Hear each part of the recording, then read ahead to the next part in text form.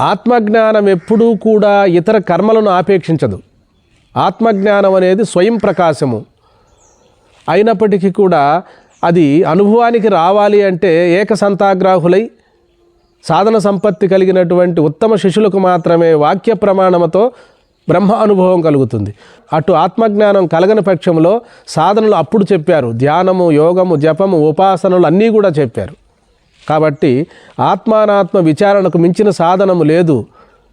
సద్గురువులు ప్రబోధించే మహావాక్య విచారణ ఒకటే సరిపోతుంది. అది అధికారులకు ఆత్మానుభవము ఏకకాలంలో అందిస్తుంది.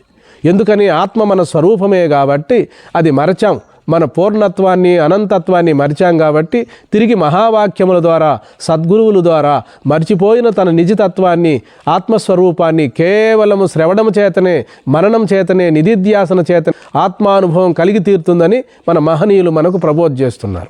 హరి ఓం.